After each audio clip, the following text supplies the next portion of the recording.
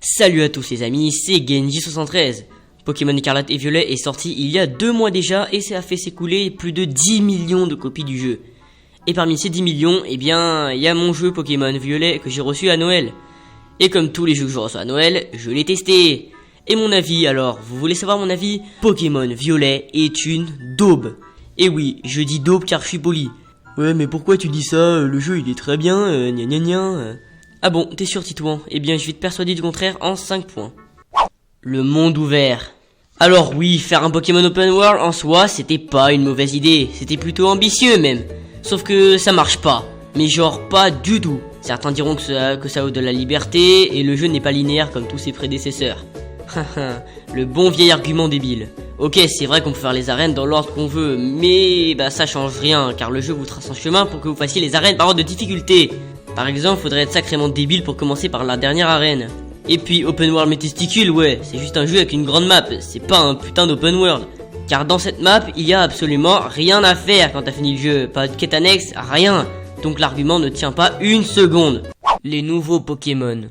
J'ai fait 3 vidéos où je parlais des Pokémon de la 9G, qu'ils étaient beaux et tout, mais au final, ils sont dégueulasses. Prenons exemple sur Dauphin, le Pokémon Dauphin, LOL, et son évolution Super Dauphin. Non mais sérieusement, Game Freak ont inventé des Pokémon stylés, comme Dracofeu, comme Mewtwo, comme Darkrai ou comme Chenipan, et ils se sont dit, pour la 9G, on va faire des Pokémon divers et variés, ouais. Moi j'ai une idée, on va faire un Pokémon Dauphin et qui va s'appeler Dauphin et son évolution ce sera Super Dauphin. Et c'est pas le seul Pokémon pourri, dans le même genre, on a 7 bits, ce coffre et ce truc qui virevolte dans les déserts. Et les Pokémon légendaires, ils sont pas mieux, on a Chongjiang, Biojan, Dinglu et Yuyu. Mais le Pokémon le plus moche de l'histoire est dans Pokémon Écarlate et Violet, et c'est Tag. La vie de ma mère, il est trop laid. Comment Game Freak ont pu imaginer un Pokémon aussi terrifiant? Bon, si je vous parlerais de tous les Pokémon moches de cette gène, la vidéo durerait 2 heures. Donc on passe à la prochaine catégorie. Les personnages. Dans tous les jeux Pokémon, comme personnages, on a le rival, le professeur, la team, les champions, le conseil 4 et le maître de la ligue. Et là où Pokémon épée avait sacrément bidé, c'était sur ce point. Mais avec Écarlate et Violet, on touche le fond. Déjà, les rivaux, on a Menzi, qui est la plus grosse relou de toute l'histoire, et Pepper. Je sais même pas si ce mec c'est une fille ou un garçon.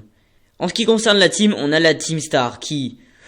Bon, ils sont toujours mieux que ces guignols, mais à part le fait qu'ils ont des chara-design sympas, ils sont un peu claqués.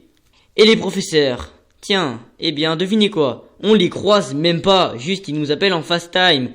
Et la première et seule fois où on les voit, c'est dans le post-game.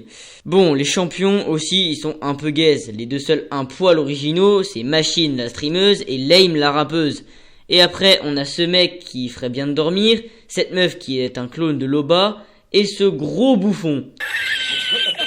Mais le pire du pire, c'est le conseil 4. Il y a Koyen, Asa, Aokuba et Poppy. Mais non, Titouan, mais pas celui-là, bordel. Les mécaniques foireuses. Parce que oui, parmi les nouveautés de cette génération, il y a de vraies idées de merde. Par exemple, reparlons de ce fameux conseil 4. Eh bien, dans ce jeu, on vous soigne entre chaque combat. Mais quoi? Depuis 25 ans, le principe du conseil 4, c'est que tu enchaînes les combats et le champion sans soin entre les affrontements. Pour qu'il y ait un peu de challenge, car c'est la fin du jeu. Sérieusement, j'ai plus galéré sur le premier combat contre Menzi que contre ces guignols. Et aussi, parlons de cette fameuse Terra cristallisation, la nouvelle mécanique de combat.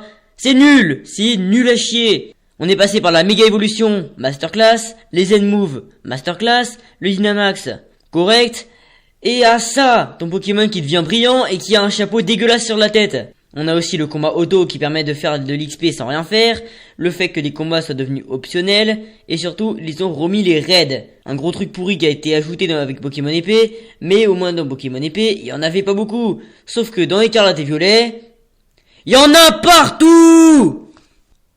Les bugs. En plus de tous les défauts que j'ai dit depuis le début, Pokémon Écarlate et Violet est un jeu extrêmement buggé. Vous avez des tas de compilations sur YouTube.